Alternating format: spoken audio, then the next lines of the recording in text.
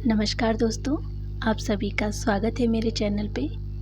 आज हम सुनेंगे कहानी मन का रिश्ता। तो चलिए कहानी स्टार्ट करती हूँ। उससे पहले आप सभी से निवेदन करना चाहूँगी कि मेरे द्वारा बोली हुई कहानी आप लोग को पसंद आती हो तो वीडियो को लाइक, शेयर और चैनल को सब्सक्राइब ज़रूर कीजिएगा। तो चलिए कहानी स्टार्ट करते हैं। दोपहर का खाना खाकर सुलोचना कुछ देर आराम करने के लिए लेटी ही थी कि कॉल बेल की आवाज़ सुनकर उसको फिर उठना पड़ा। दरवाज़ा खोला तो देखा कि पोस्टमैन डाक लिए खड़ा था।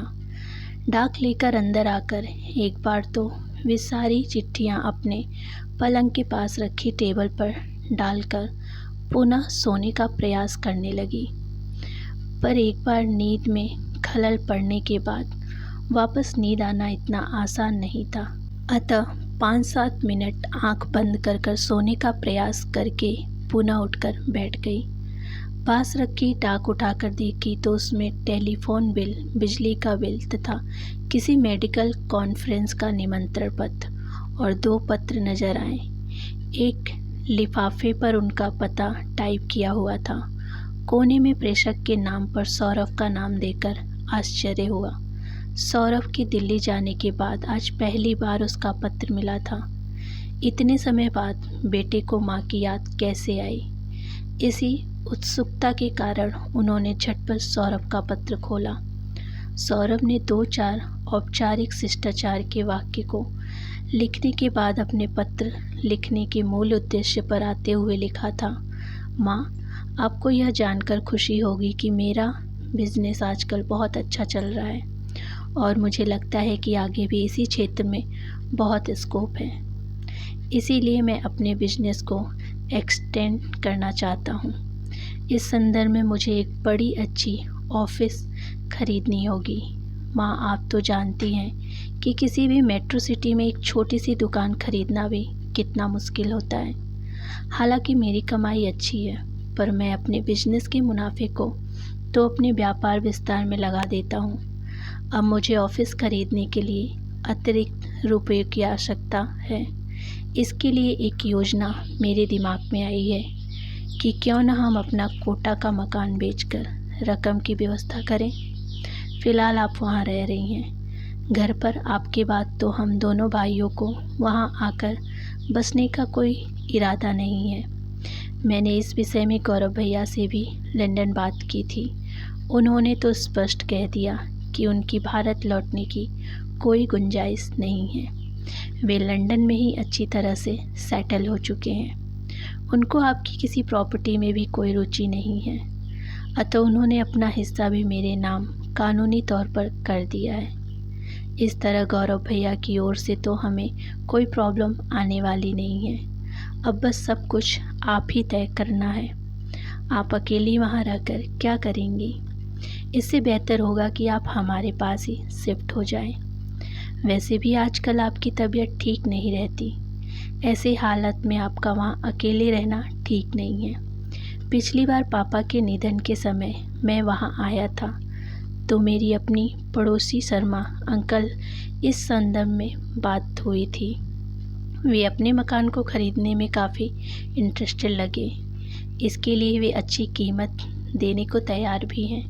चूँकि यह मकान आपके नाम है, अतः सारे डॉक्यूमेंट आपके हस्ताक्षर होने हैं। मैंने दिल्ली में ही सारे डॉक्यूमेंट तैयार करवा लिए हैं, जिनको इस पत्र के साथ आपके पास भेज रहा हूँ। आप जहाँ जहाँ निशान लगे हैं वहाँ वहाँ हस्ताक्षर करके मुझे शीघ्र सारे पेपर भेज दें। मुझे पूरा विश्वास है कि आप इस संदर्भ में कोई ढील नहीं करेंगी।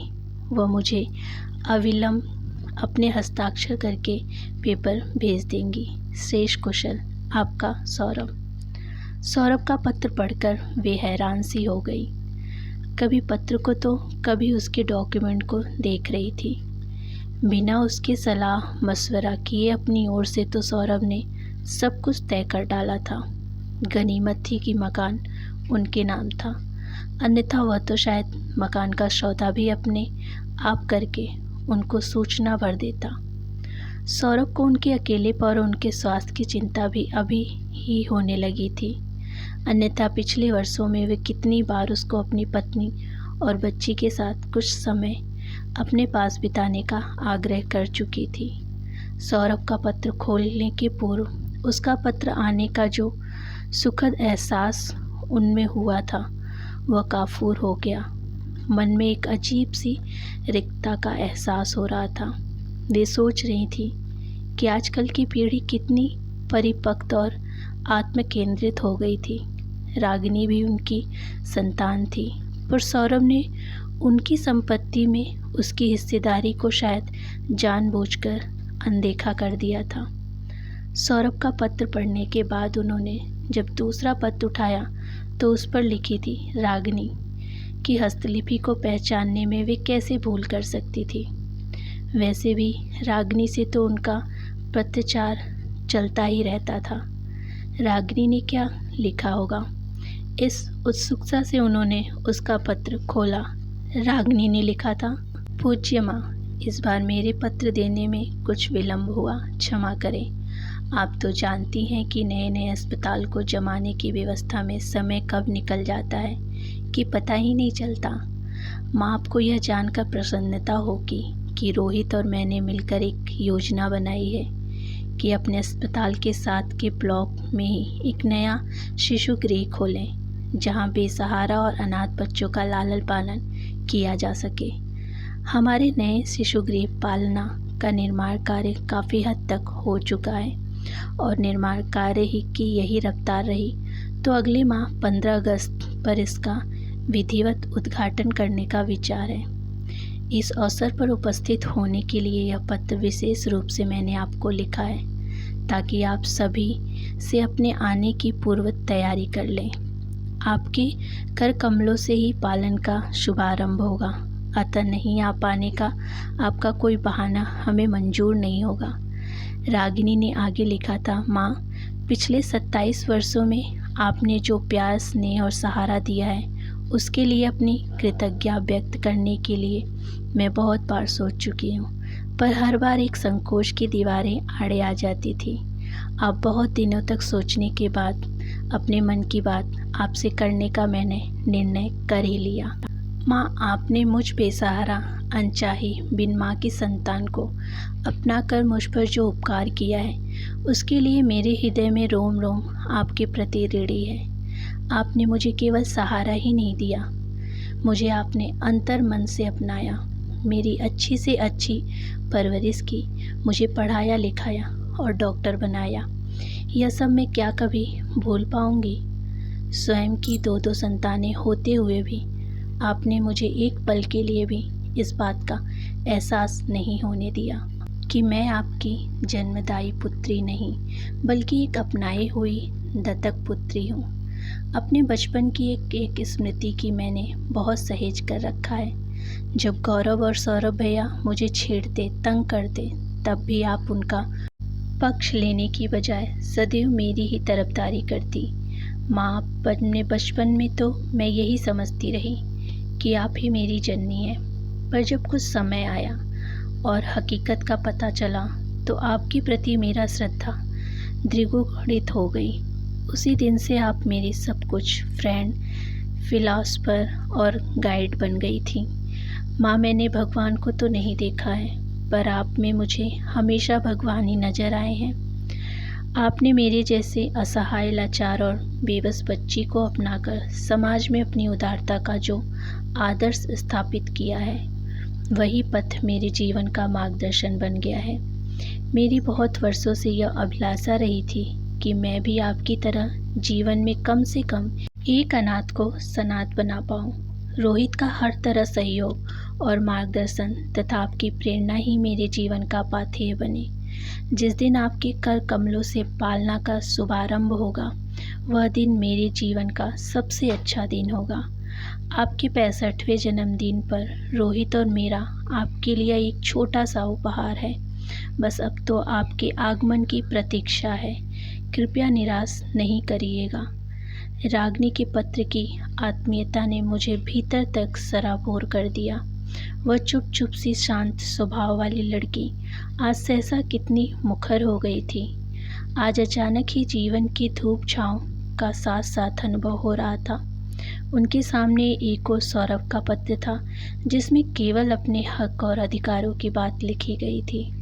अपने दोनों पुत्रों की अच्छी से अच्छी परवरिश के लिए उन लोगों ने क्या कुछ नहीं किया। अच्छे से अच्छे स्कूल, हॉस्टल में उन्हें भेजा, उनको जीवन की हर सुविधाएं उपलब्ध करवाई। पर इनके बच्चों ने, यह तो हर माँ बाप के बच्चों के प्रति कर्तव्य होता है, समझकर कभी उनकी भावनाओं को महत्व नहीं दिया। दूसरी ओर रागिनी का पत्र था। पत्र के हर शब्द में उनके प्रति उसकी श्रद्धा आदर के भाव थे।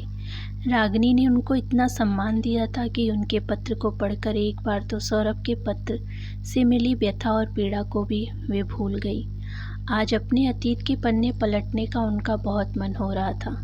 पिछले कुछ वर्षों में जीवन में कितना कुछ घट गया था। रागिनी का आगमन उनके जीवन में अप्रत्याशित रूप से हुआ था। उन दिनों वे सरकारी अस्पताल में महिला रोग चिकित्सक के रूप में कार्यरत थी। उस समय वे अपनी यूनिट की प्रमुख थी। अपनी कार्यकुशलता के कारण उनकी मरीजों से अच्छी लोकप्रियता थी। उन्हीं दिनों में सविता पुनः उनके संपर्क में आई। बचपन में सावित्री और वे एक ही मोहल्ले में रहने के कारण एक दूसरे से परिचित थी। सावित्री के उनसे उम्र में 7-8 साल वर्षों का अंतर होने के कारण उससे उनकी मित्रता तो नहीं थी, फिर भी दोनों परिवारों के बीच मधुर संबंध थे। सुभाष से विवाह होने के बाद स्वयं को कोटा आ गई। बाद में सावित्री का विवाह कहाँ हुआ उन्हें पता नहीं चला। उस दिन कई वर्षों के पश्चात अचानक एक मरीज के रूप में सावित्री जब उनके पास आई तो एकाक बारी तो उसे पहचान नहीं पाई। वह सुंदर नाजुक सी लड़की पिछले 10 वर्षों में कितनी बदल गई। सावित्री ने भी शायद उम्मीद नहीं की थी कि उसकी जांच करने वाली डॉक्टर उसकी परिचित ही हो। कुछ क्षणों के लिए दोनों ही एक दूसरे को पहचानने का प्रयास करते रहे। बाद में सावित्री ने उनका विस्तृत परिचय पाकर उन्हें सब कुछ स्मरण हो आया। उस समय सावित्री को 4था महीना चल रहा था। वह बहुत कमज़ोर और एनीमिक लग रही थी।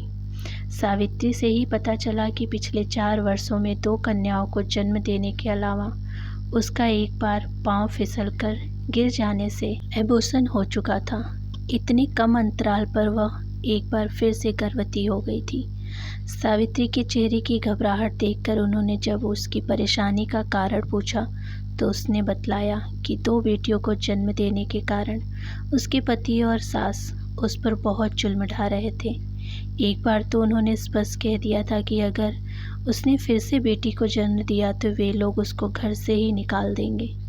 सावित्री की दर्द भरी दास्तां को सुनकर वे विचार मग्न हो गई थी। सावित्री बार बार उनसे प्रार्थना कर रही थी कि वे उसका गर्भपात कर दे, ताकि यदि उसे गर्भ में इस बार भी कन्या भूण हुई तो उसकी सास और पति उसे कतई माफ़ नहीं करेंगे। सावित्री की बात सुनकर वे गंभीर हो गई, पर उसकी जांच करने से पूर्व वे कुछ भी नहीं कह सकती थी। उन्होंने सावित्री का अच्छी तरह से मुआयना करने के पश्चात उसे स्पष्ट कह दिया कि उसका 18वां सप्ताह का गर्भ होने के कारण उसका इस हालत में गर्भपात करना उसके लिए जानलेवा हो सकता है। उन दिनों सोनोग्राफी का भी विशेष प्रचलन नहीं था, जिससे उसकी अंदरूनी स्थिति की स्पष्ट जांच हो पाती। उन्होंने उसको समझाया कि यदि उसके पति और सास उस पर पुत्र पैदा करने के लिए मानसिक रूप से इतना दबाव डाल रहे हैं तो वह अंतिम बार एक चांस और ले ले। हो सकता है इस बार उसके गर्भ में पुत्र हो। पहले तो सावित्री पर उनकी बातों का विशेष असर नहीं हुआ। वह बार बार एक ही रट लगाए जा रही थी कि वे उसका अबॉर्शन करवा दे। पर जब उन्होंने उसकी बात को मानने में स्पष्ट इनकार कर दिया और उसे देर तक समझाया तो वह कुछ सहज हुई। उन्होंने उससे यह भी कहा कि कोई तकलीफ़ हो वह निसंकोच उनके पास आए।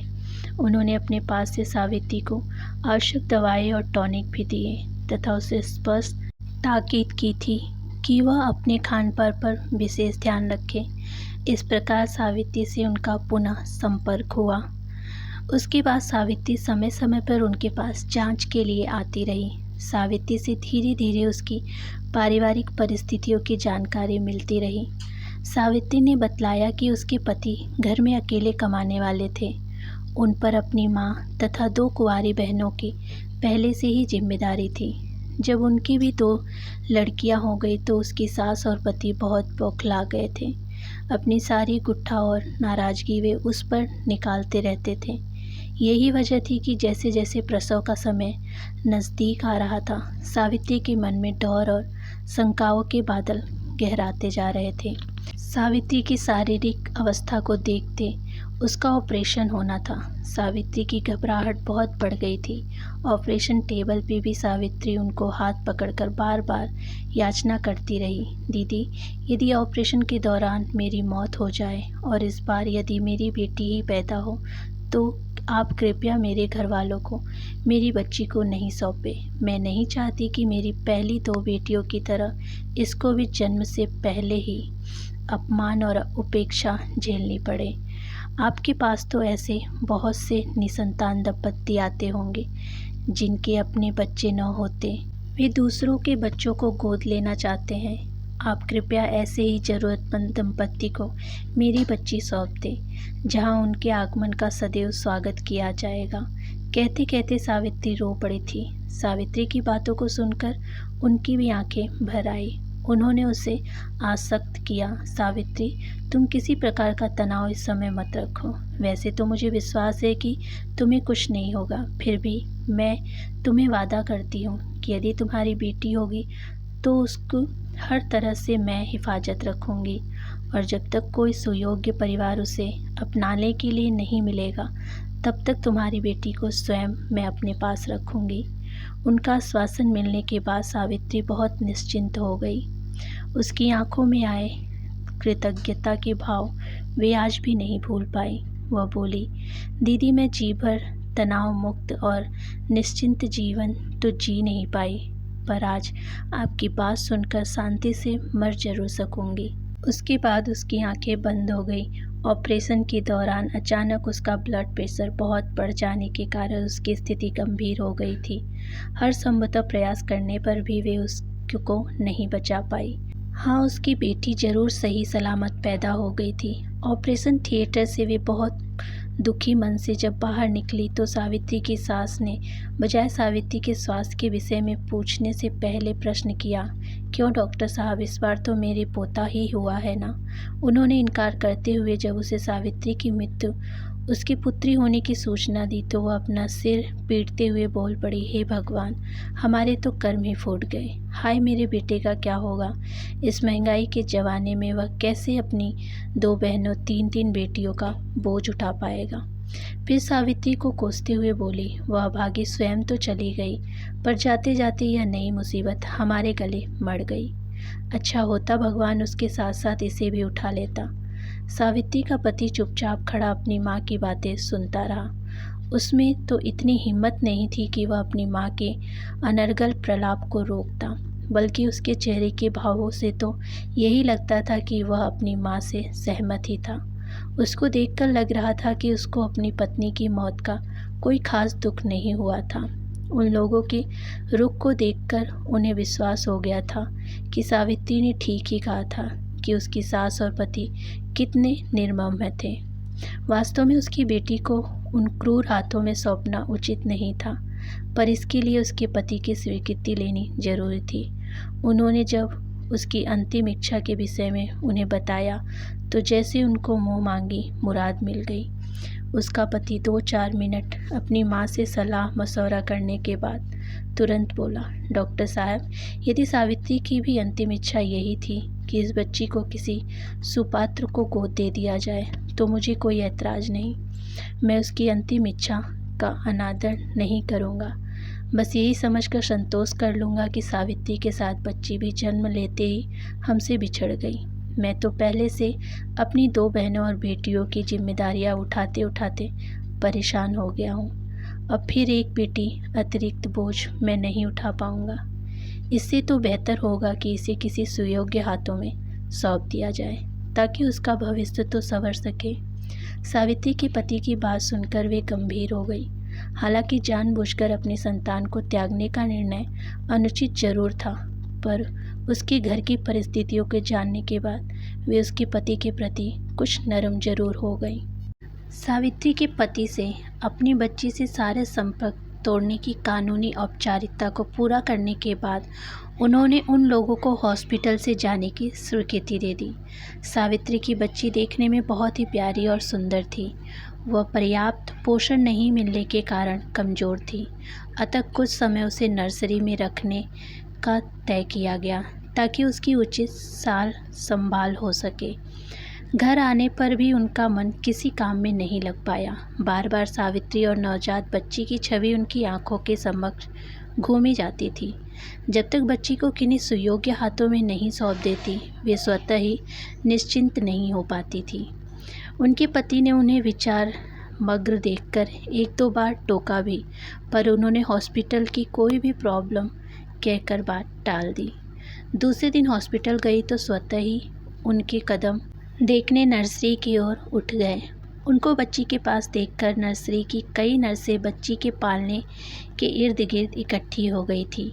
सभी एक स्वर में कह रही थी, मैडम कितनी प्यारी और सुंदर बच्ची है, उसको तो कोई भी अपना लेगा। उसी समय बच्ची रोने लगी। उसको रोता देखकर सहसा उनका हृदय उमड़ पड़ा। उन्होंने झट से उसको गोद में लेकर अपने सीने से लगा लिया। उसी नन्ही जान को भी शायद उनके हृदय से लगकर माँ के स्पर्श की ऊष्मा का एहसास हुआ था। तभी वह उनकी गोद में जाते ही एकदम चुप हो गई थी। बस उसी क्षण उन्होंने मन में एक निर्णय ले लिया कि वे उस बच्ची को किसी गैर को न सौंपकर स्वयं अपनाएंगी। अब से वो 2 पुत्रों के साथ साथ एक पुत्री की भी माँ बन गई। यह एहसास उन्हें अंदर तक सुकून पहुँचा गया। अपने प्रथम पुत्र के पश्चात उन्होंने ईश्वर से बहुत मन्नत मांगी थी कि अगली बार उन्हें एक पुत्री जरूर मिले। उस समय तो उनकी मनोकामना पूर्ण नहीं हुई, पर आज अनायासे ही ईश्वर ने उनकी चिरसंचित कामना को अवश्य पूरा कर दिया। इस प्रकार रागिनी का उनके जीवन में आगमन हुआ।